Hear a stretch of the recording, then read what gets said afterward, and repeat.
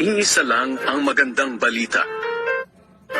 Nagtaka ako dahil ang dali ninyong tumalikod sa Diyos na tumawag sa inyo sa pamamagitan ng biyaya ni Kristo. Bumaling kayo sa ibang magandang balita na hindi naman totoo. Ang totoo, walang ibang magandang balita. Nasabi ko ito dahil may mga taong nanggugulo sa inyo at gusto nilang baluktutin ang magandang balita tungkol kay Kristo. Sumpain nawa ng Diyos ang sinuman, kami o maging isang anghel galing sa langit, na mangangaral sa inyo ng magandang balita na iba kaysa sa ipinangaral namin sa inyo.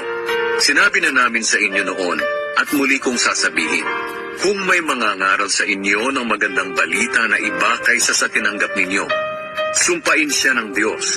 Huwag ninyong isipin na ang nais ko ay malugod sa akin ng tao. Hindi, ang nais ko ay malugod sa akin ng Diyos. Kung ang ikalulugod ng tao ang hinahanap ko, hindi ako tunay na lingkod ni Kristo. Iisa lang ang magandang balita. Nagtaka ako dahil ang dali ninyong tumalikod sa Diyos na tumawag sa inyo sa pamamagitan ng biyaya ni Kristo. Bumaling kayo sa ibang magandang balita na hindi naman totoo. Ang totoo, walang ibang magandang balita.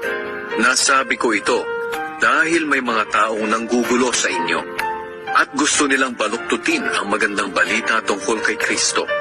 Sumpain nawa ng Diyos ang sinuman, kami o maging isang anghel galing sa langit, na mangangaral sa inyo ng magandang balita na iba kaysa sa ipinangaral namin sa inyo. Sinabi na namin sa inyo noon at muli kong sasabihin, kung may mangangaral sa inyo ng magandang balita na iba kaysa sa tinanggap ninyo, sumpain siya ng Diyos. Huwag ninyong isipin na ang nais ko ay malugod sa akin ng tao. Hindi, ang nais ko ay malugod sa akin ng Diyos.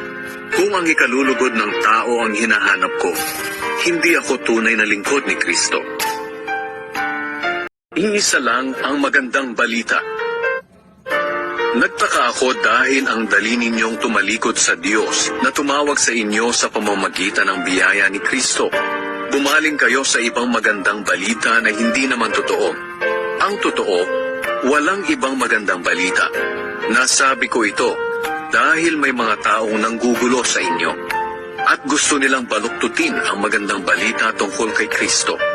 Sumpain nawa ng Diyos ang sinuman, kami o maging isang anghel galing sa langit, na mangangaral sa inyo ng magandang balita na iba kaysa sa ipinangaral namin sa inyo.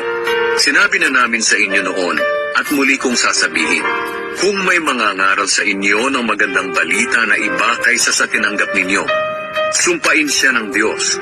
Huwag ninyong isipin na ang nais ko ay malugod sa akin ng tao. Hindi, ang nais ko ay malugod sa akin ng Diyos. Kung ang ikalulugod ng tao ang hinahanap ko, hindi ako tunay na lingkod ni Kristo. Iisa lang ang magandang balita. Nagtaka ako dahil ang dali ninyong tumalikod sa Diyos na tumawag sa inyo sa pamamagitan ng biyaya ni Kristo. Bumaling kayo sa ibang magandang balita na hindi naman totoo. Ang totoo, walang ibang magandang balita. Nasabi ko ito dahil may mga taong nanggugulo sa inyo at gusto nilang baluktutin ang magandang balita tungkol kay Kristo. Sumpain nawa ng Diyos ang sinuman,